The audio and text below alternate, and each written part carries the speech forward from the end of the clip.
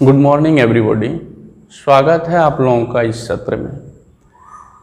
पिछले कुछ लेक्चर्स में हमने देखा कि इलेक्ट्रिक फ्लक्स क्या होता है, उसके बाद हमने गॉस लॉ देखा और उसके बाद एप्लीकेशन ऑफ गॉस लॉ से हमने कुछ रिजल्ट निकाला।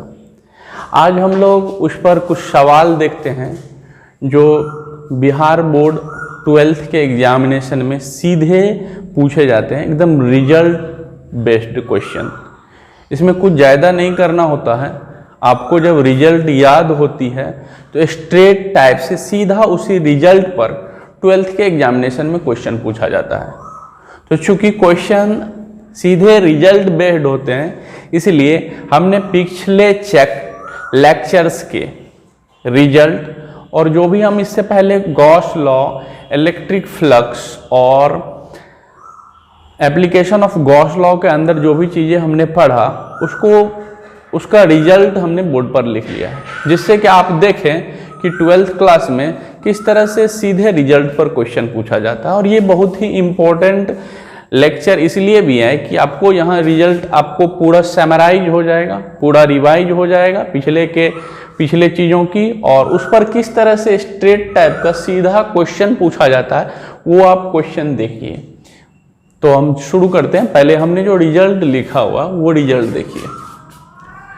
इंपॉर्टेंट रिजल्ट कह लीजिए या रिवीजन कह लीजिए। पहला है गॉस लॉ। गॉस लॉ के अंतर्गत हमने पढ़ा कि किसी क्लोज्ड सरफेस से रिलेटेड टोटल फ्लक्स उसके द्वारा बंद किए गए कुल आवेश का 1/ε0 टाइम्स होता है। ओके।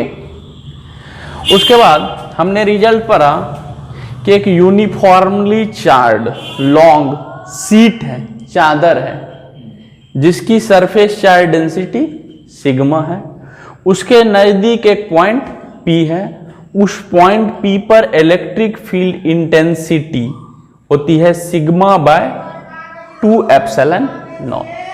हमने आपको याद करने का तरीका बताया था कि जब भी पतली चादर की बात की जाए तो चादर को दोनों ओर से हम बिछा सकते हैं। जब चादर गंदी हो जाती है तो कभी कभी हमने देखा है कि स्टूडेंट भी ये तरीका अपनाते हैं कि उसको पलट देते हैं, यानी आप चादर को दोनों तरफ से भी यूज कर सकते हैं। तो इसलिए हम चादर वाले में याद कराए थे कि उसके नीचे 2ε0 होता है, σ/2ε0।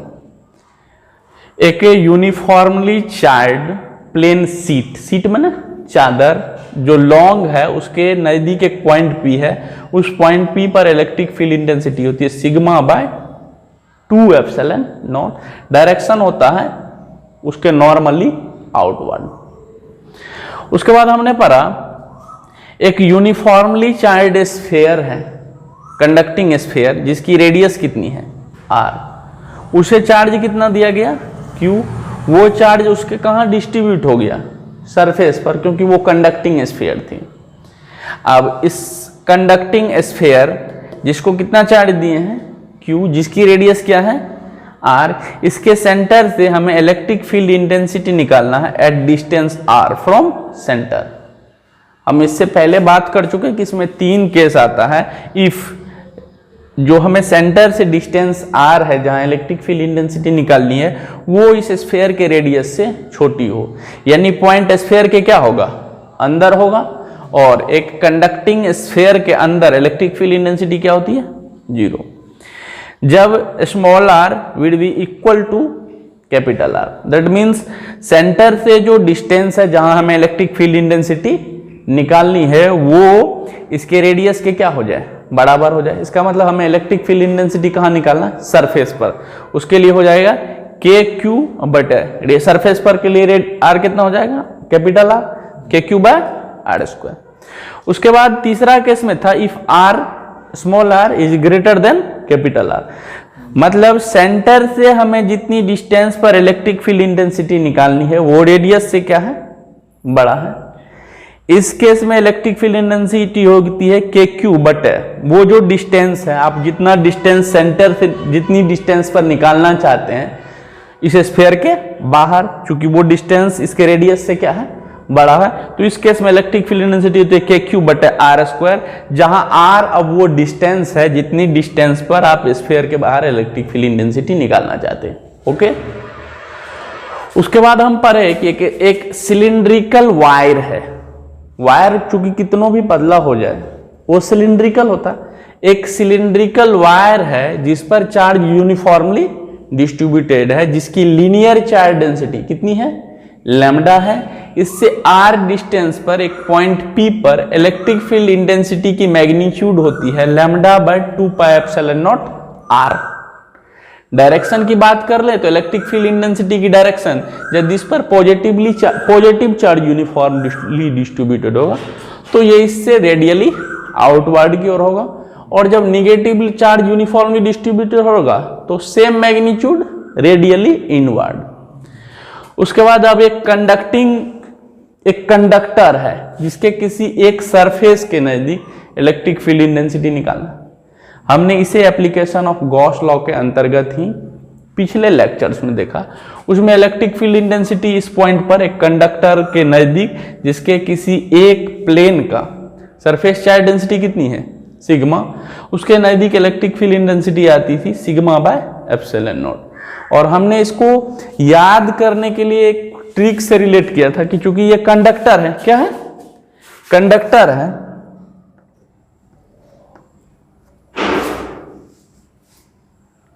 तो कंडक्टर का हमने हिंदी बताया था चालक, ठीक है। और एक ड्राइवर होता है जिसको भी क्या बोलते हैं, चालक। और किसी गाड़ी का ड्राइवर क्या होता है, एक ही होता है। हमने इसे रिलेट किया, जबकि वो कंडक्टर अलग चीज होता है और वो कंडक्टर अलग चीज होता है, ड्राइवर उसको बोलते हैं। फिर भी हमने याद कराया कि चूंकि ये कंडक्टर है, चालक है इसके सतह के नजदीक, और चालक कितना होता है ड्राइवर में, एक, इसलिए यहां सिग्मा के नीचे में 1 epsilon not means epsilon not. यहाँ चूंकि सीट था, चादर था, चादर को दोनों ओर से काम कर ले सकते हैं, इसलिए यहाँ 2। उसके बाद हम आते हैं इलेक्ट्रिक फ्लक्स पर, उसको भी हमने लिख लिया यहाँ। If electric field intensity, if electric field uniform and area is flat, electric field intensity uniform हो, समरूप हो और एरिया फ्लैट हो, तो हम फ्लक्स पढ़ते हैं E डॉट S या ES कॉस थीटा, जहां E इलेक्ट्रिक फील्ड इंटेंसिटी की मैग्नीट्यूड है, S एरिया है, और थीटा हमारा इलेक्ट्रिक फील्ड इंटेंसिटी और एरिया वेक्टर के बीच का एंगल है। इसमें भी हमने केस लिख दिया है कि जब थीटा 0 डिग्री होगा तो फ्लक्स मैक्सिमम होगा, क्योंकि cos 0 1 होती है, वो फ्लक्स होगा ES। थीटा 90 डिग्री होगा तो फ्लक्स क्या हो जाएगा, 0, क्योंकि cos 90 0 होती है। और जब थीटा 180 डिग्री होगा, मतलब इलेक्ट्रिक फील्ड इंटेंसिटी और एरिया वेक्टर एक दूसरे के एंटी पैरेलल होगी, तो फ्लक्स हो जाएगा माइनस ES, क्योंकि cos 180 होती है -1। अदरवाइज मीन्स जब area electric field intensity non uniform हो या एरिया भी फ्लैट ना हो या इसमें से कोई एक वेरिएबल हो, उस केस में हम लोग फ्लक्स निकालते हैं, total flux E dot ES को इंटीग्रेट करते हैं जिस सरफेस से हमें निकालना होता है उस सरफेस में। कोई दिक्कत, तब हम लोग टेक्निक्स ऑफ इंटीग्रेशन यूज करते हैं। अब हम लोग इसी रिजल्ट के बेसिस पर, बच्चों मैं बड़ा भी सवाल इस पर दिखाऊंगा आपको, जैसे कि SC वर्मा या विभिन्न कॉम्पिटिटिव एग्जाम में पूछे गए सवाल, लेकिन चूंकि 12th के लिए हम लोग सबसे पहले काम करते हैं, उसके बाद अलग अलग बैचेज हैं, तो सबसे पहले हम इस पर स्ट्रेट जो इस रिजल्ट पर ही एकदम डायरेक्ट सवाल आता है 12th के परीक्षा में, बोर्ड एग्जाम में, वो हम सवाल देखते हैं। तो आइए आपको दिखाते हैं सवाल, और कैसे इस सेम रिजल्ट पर है वो देखिए। किसी घिरे हुए बंद पृष्ठ, किसी घिरे हुए बंद पृष्ठ पर विद्युतीय फ्लक्स भीतर स्थित आवेश का होता है। हमारा पृष्ठ कैसा है, बंद, और गॉस लॉ भी किस पर लगता है, बंद पृष्ठ पर। तो बोलता है किसी घिरे हुए बंद पृष्ठ पर विद्युतीय फ्लक्स भीतर स्थित आवेश का होता है। और आप गॉस लॉ में पढ़े हैं कि किसी क्लोज्ड सरफेस, किसी बंद पृष्ठ से रिलेटेड टोटल फ्लक्स, उसके अंदर बंद किए गए आवेश का क्या होता है, कितना गुना, 1/ε0 गुना। और यहां वही चीज पूछ रहा है कि भीतर स्थित आवेश का, भीतर स्थित होता है कितना गुना, 1/ε0 गुना। वैसा ऑप्शन कहाँ है? ए। तो इसका आंसर क्या हो जाएगा बच्चों? ए। एकदम फॉर्मूला बेस्ड स्ट्रेट टाइप का क्वेश्चन, रिजल्ट बेस्ड ही पूछा जाता है 12th के एग्जाम में। वही क्वेश्चन यहां हमने सारा रिजल्ट लिखा है जिस पर कि हम अब सवाल करेंगे। पहले छोटे छोटे सवाल करेंगे जो 12th क्लास में पूछे जाते हैं बोर्ड के एग्जाम में। उसके बाद हम थोड़ा सा धीरे धीरे लेवल को अप करते जाएंगे और कम से कम 20 या 30 सवाल इस पर देखेंगे। ठीक है, तो ये इस रिजल्ट पर बेस्ड सिंपल सा क्वेश्चन था कि किसी घिरे हुए बंद पृष्ठ पर विद्युतीय फ्लक्स भीतर स्थित आवेश का होता है 1/ε0 गुना। ठीक है, अब दूसरा हमारा सवाल है जो बहुत बार आ चुका है, ये भी बहुत बार पूछा गया है। आवेशित खोखले गोलीय चालक, आवेशित खोखले गोलीय चालक के अंदर विद्युत क्षेत्र की तीव्रता होती है। और यहां देखिए, अच्छा खोखले है, क्या है? खोखले है। खोखले भी यदि नहीं भी लिखे लेकिन वो चालक हो, क्या हो? खोखले है तो उसका मतलब अंदर में तो आवेश है ही नहीं, क्योंकि अंदर में कोई सरफेस ही नहीं है, वॉल्यूम ही नहीं है। फिर भी यदि वॉल्यूम हो भी लेकिन वो कंडक्टर की बात करे, चालक की बात करे, तो किसी भी चालक के अंदर विद्युत क्षेत्र की तीव्रता शून्य होती है, क्योंकि जब आप चालक को आवेश देते हैं तो वो उसके कहाँ चला जाता है? सतह पर। उसके सतह पर यूनिफॉर्मली डिस्ट्रीब्यूट होता है, तो सतह पर चला जाता है। तो आप जब अंदर विद्युत क्षेत्र की तीव्रता निकालते हैं तो अंदर गॉसियन सरफेस डिजाइन करते हैं और उस गॉसियन सरफेस के अंदर बंद किया गया कुछ आवेश ही नहीं होता है, इसलिए वहां पर इलेक्ट्रिक फील्ड इंटेंसिटी क्या होती है? 0 होती है। यहां भी आप देख रहे हैं कि if R less than R, मतलब जो पॉइंट हम लिए हैं वो कंडक्टिंग स्फीयर के क्या है? अंदर है, और उस केस में इलेक्ट्रिक फील्ड इंटेंसिटी क्या है? 0। चाहे आपको कुछ भी बोले, खोखले बोले या फिर खोखले नहीं बोल के चालक ही क्यों न बोले, उसके अंदर विद्युत क्षेत्र की तीव्रता क्या होती है? शून्य होती है। एकदम स्ट्रेट टाइप का क्वेश्चन है हमारे रिजल्ट पर बेस्ड, तो इसका आंसर क्या हो जाएगा? सी, मतलब 0। इसका हुआ 1/ε0 टाइम्स, इसका क्या हो गया? 0, मतलब सी। अब आप तीसरा देखिए, यहां जो रिजल्ट है, ये तीसरा क्वेश्चन इस पर एकदम रिजल्ट बेस्ड है, रिजल्ट ही पूछा जाता है। अनंत लंबाई वाले अनंत आवेशित बेलनाकार चालक, आवेशित बेलनाकार चालक, चालक पतली भी होती है इस तरह की शेप की भी, तो वो बेलनाकार होगी। बेलनाकार चालक के अक्ष से r दूरी पर विद्युत क्षेत्र की तीव्रता होती है। ठीक है, तो इसमें क्या है? λ/2πε0 r। अब कहे सर मतलब ये नहीं दी, सवाल में ये नहीं दिया हुआ है कि उसकी लीनियर चार्ज डेंसिटी कितनी है, तो मैं बता दूं कि लीनियर चार्ज डेंसिटी को हम लैम्डा कंसीडर करते आते हैं और सारे ऑप्शन में उन्होंने लैम्डा दे रखा है। इसका मतलब वो मान के चल रहा है कि उसकी लीनियर चार्ज डेंसिटी कितनी है? लैम्डा है। तो ये सीधे तीसरा नंबर का क्वेश्चन इस रिजल्ट पर बेस्ड था। इस रिजल्ट पर क्या है? अनंत लंबाई वाले आवेशित बेलनाकार चालक के अक्ष से r दूरी पर विद्युत क्षेत्र की तीव्रता होती है, और आप रिजल्ट देख रहे हैं, उसकी रिजल्ट कितनी है? λ/2πε0 r। और ऐसा किस ऑप्शन में है? Option number B. Then right choice is option number B. इसका क्या हो जाएगा बच्चों? बी। अब हम लोग अगला सवाल देखते हैं जो इस पर रिजल्ट पर ही बेस्ड है। एक बंद पृष्ठ, एक अंदर एक विद्युत द्विध्रुव स्थित है। क्या स्थित है? विद्युत द्विध्रुव। उस पृष्ठ से निर्गत कुल फ्लक्स होगा, मतलब एक बंद पृष्ठ के अंदर क्या है? इलेक्ट्रिक डाइपोल, मतलब विद्युत द्विध्रुव। तो उस पृष्ठ से निर्गत कुल फ्लक्स होगा। बच्चों आप यहां गॉस लॉ से देखते हैं कि किसी क्लोज्ड सरफेस से रिलेटेड टोटल फ्लक्स उसके द्वारा बंद किए गए आवेश का 1/ε0 टाइम्स होता है। 1/ε0 टाइम्स होता है। तो यदि किसी बंद सतह के अंदर क्या मौजूद है? विद्युत द्विध्रुव। और आपको मैं पहले बता दूं कि विद्युत द्विध्रुव हम पहले पढ़ चुके हैं कि ऐसा जब चार्ज का मैग्नीट्यूड क्या हो? सेम हो, चार्ज का मैग्नीट्यूड, और नेचर क्या हो? अपोजिट। जब इक्वल मैग्नीट्यूड और अपोजिट नेचर के चार्ज बहुत अल्प दूरी पर रखे हुए तो उससे जो सिस्टम बनता है उसको क्या बोलते हैं? Electric dipole. इसका मतलब हुआ कि इलेक्ट्रिक डायपोल में चार्ज का मैग्नीट्यूड क्या होता है? सेम, और नेचर क्या होता है? अपोजिट। आप यदि देखिएगा, मान लेते हैं हमारे पास एक बंद पृष्ठ इस तरह का है, इस बंद पृष्ठ को हम बोल देते हैं S।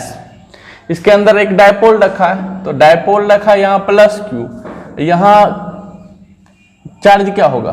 -Q। इसी को बोलते हैं हम लोग डायपोल। तो चूंकि इलेक्ट्रिक डायपोल में चार्ज का मैग्नीट्यूड क्या होता है? सेम, और नेचर क्या होता है? अपोजिट। तो यदि इस क्लोज्ड सरफेस के अंदर टोटल चार्ज कितना बंद है तो इन दोनों चार्ज को क्या करेंगे? ऐड करेंगे। और आप जानते हैं कि इलेक्ट्रिक डायपोल में चाहे आप चार्ज +Q लिया या 2Q ले लेते हैं तो यहां होता है -2Q। तो कुछ भी हो जाए, दोनों चार्ज की मैग्नीट्यूड क्या होती है? सेम, और नेचर क्या होता है? अपोजिट। तो जब हम सेम मैग्नीट्यूड और अपोजिट नेचर के चार्ज को ऐड करेंगे तो नेट चार्ज क्या आएगा? 0। और गॉस लॉ बोलता है कि किसी क्लोज्ड सरफेस से रिलेटेड टोटल फ्लक्स उसके द्वारा बंद किए गए कुल आवेश का 1/ε0 टाइम्स होता है। तो उसके अंदर बंद आवेश कितना हो गया? कुल 0। 0 × 1/ε0 क्या होगा? 0। तो इसका राइट चॉइस क्या हो जाएगा? C। इसका आंसर क्या होगा बच्चों? C। देखिए इसके अंदर यहां बोला है कि उस पृष्ठ, एक बंद पृष्ठ के अंदर एक विद्युत द्विध्रुव स्थित है। कितना विद्युत द्विध्रुव स्थित है? एक क्या, उसमें 10, 20, 30, 40, 50, 60 या 1 लाख विद्युत द्विध्रुव भी हो तब भी उस क्लोज्ड सरफेस से निर्गत टोटल फ्लक्स क्या होगी? 0 होगी। क्यों? क्योंकि जितने भी इलेक्ट्रिक डायपोल होंगे, जितने भी विद्युत द्विध्रुव होंगे, उन सारे विद्युत द्विध्रुवों पर चार्ज का मैग्नीट्यूड क्या होगा? सेम, और नेचर क्या होगा? अपोजिट। तो सेम मैग्नीट्यूड और अपोजिट नेचर होने के कारण हर एक डायपोल का नेट चार्ज क्या होगा? 0। और चाहे कितनों भी डायपोल क्यों न हो, सभी डायपोल पर का नेट चार्ज 0 होगा तो सारा डायपोल का नेट चार्ज भी क्या हो जाएगा? 0। तो या तो यहां एक रखा हुआ, एक लिखा गया हो, एग्जाम में यदि 2, 4, 10, 20, 50 भी आ जाते हैं तो उससे रिलेटेड टोटल फ्लक्स क्या होगा? 0। तो ये मैंने पिछले कुछ लेक्चर्स में इलेक्ट्रिक फ्लक्स, गॉस लॉ और एप्लीकेशन ऑफ गॉस लॉ के अंतर्गत जो रिजल्ट पढ़ा, उस रिजल्ट को हमने यहाँ समराइज किया है जिससे आपको वो रिजल्ट याद हो जाए। और दूसरी तरफ हमने उस रिजल्ट पर बेस्ड स्ट्रेट टाइप पर, जिसमें हमें कोई किसी प्रकार की कैलकुलेशन नहीं करनी है, एकदम फॉर्मूला या रिजल्ट बेस्ड क्वेश्चन जो 12th के एग्जामिनेशन में होती है, हमने वैसे 3-4 क्वेश्चन को क्या किया? सॉल्व किया। अगले लेक्चर में हम इस पर और छोटे छोटे स्ट्रेट टाइप, थोड़े छोटे छोटे कैलकुलेशन वाले क्वेश्चन देखेंगे, उसके बाद कुछ बड़े क्वेश्चन देखेंगे। ओके, आज के लिए बस इतना ही। यदि ये लेक्चर आपको अच्छा लगा हो और आपको पुरानी चीज़ों को रिवाइज करने में ये मददगार हो तो आशा करते हैं कि आप इस वीडियो को अपने दोस्तों के साथ भी शेयर करेंगे और कमेंट्स में लिख के हमें ज़रूर बताएंगे कि ये वीडियो आपको कैसा लगा, ये लेक्चर आपको कैसा लगा। और आशा करते हैं कि आप चैनल को सब्सक्राइब करेंगे और बेल आइकन दबाएंगे। बस, धन्यवाद।